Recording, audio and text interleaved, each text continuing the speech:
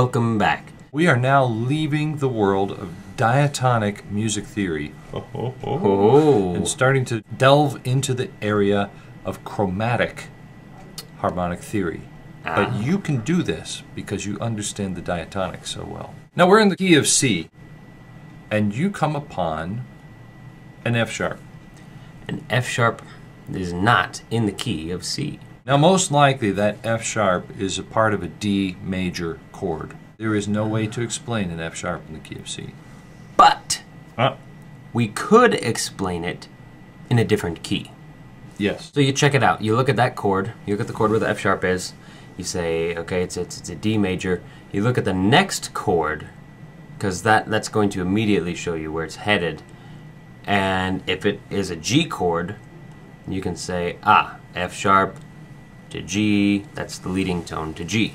So however temporarily, we actually were in the key of G. That's why we couldn't analyze this thing in the key of C, because we were in the key of G.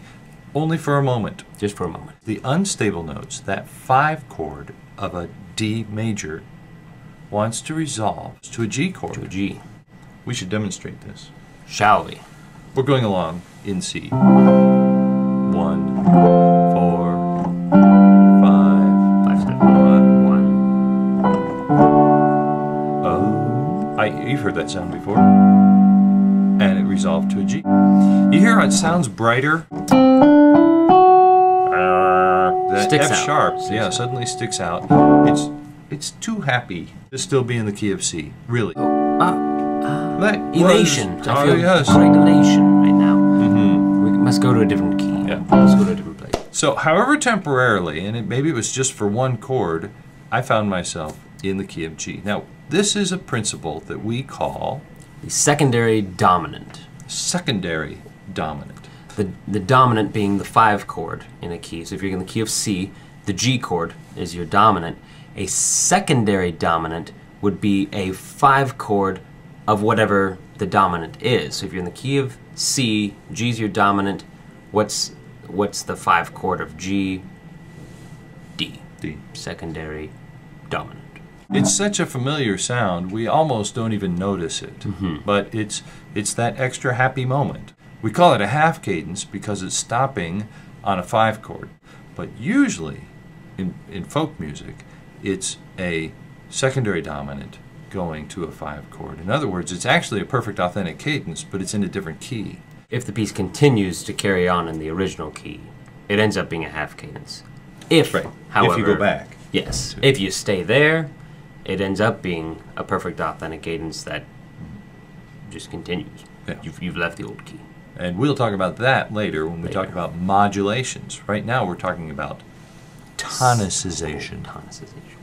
Temporary. Specifically with the secondary dominant chord.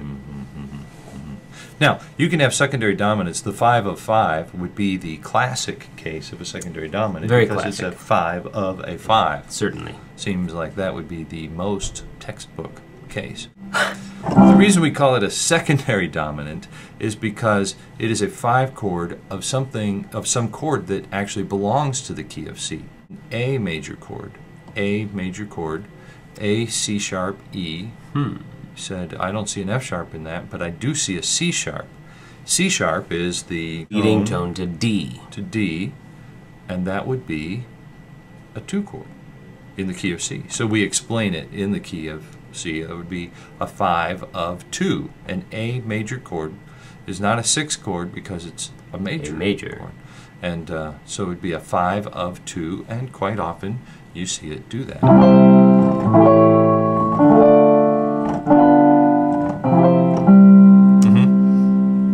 All right, now sometimes you're going along and you'll see an E major chord. That's a pretty common thing when you're in the key of C. E major chord.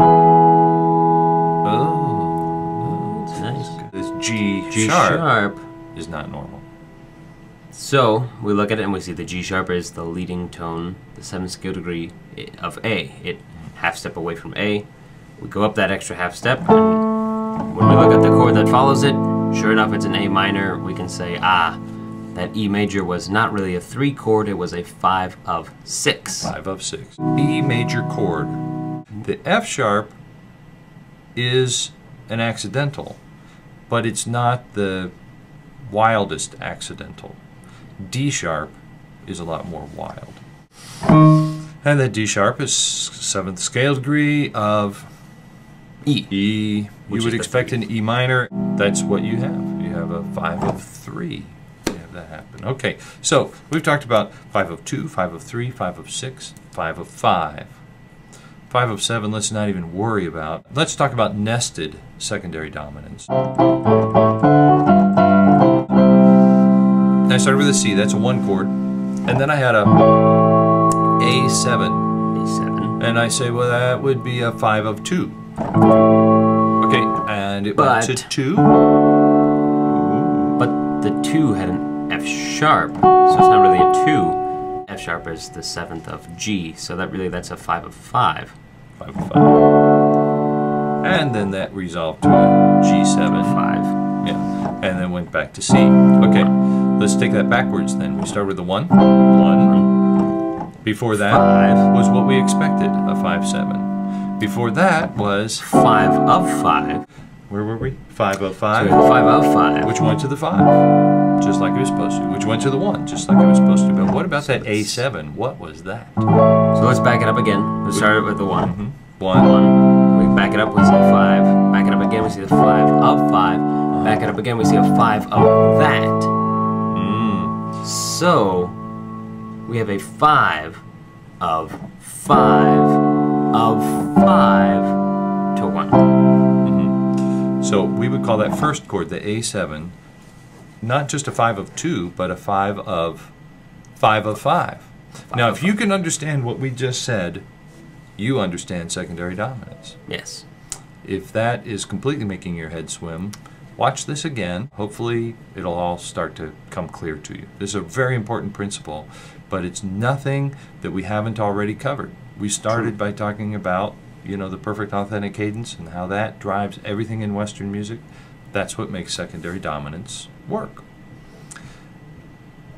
I want to talk about how that 5 of 5 is written now. When you write 5, you could say, like in math, you could say 5 of, the word of, 5. You could say it that way. Or, like with math, 3 out of 100 is 3/100ths. Like a fraction. So in the same way, we could write 5, put a line, and put the other Roman numeral 5 there. That would be 5 of 5. 5 of 5. Or, because that's hard to type, because you have to, you know, do 2 different lines, you put the slash this way, and so you go 5/5. Yeah, there we have it. As a matter of fact, if the 5 of 5 just goes to 5, which is what we expect it to go to, you could put 5 space slash space, put the 5, the second 5, under the new chord, because that was what we had expected it to go to anyway, and it saves you from writing 5 of 5 going to 5. So now when we write this 5 of 5 of 5, what we could write is 5/5/5, and then a 1 at the end. And the page all looks as simple as the chords function. This sounds like it just falls forward, doesn't it? Like something about that. Just keep it going. It'd be good for you to just go through the hymnal and look for sharps. And when you see those sharps, probably it's a secondary dominant. If you don't see any accidentals, everything in that piece is diatonic. Look for where the accidental is and say, something is not in the original key. Or in the words of Dorothy, Hello? I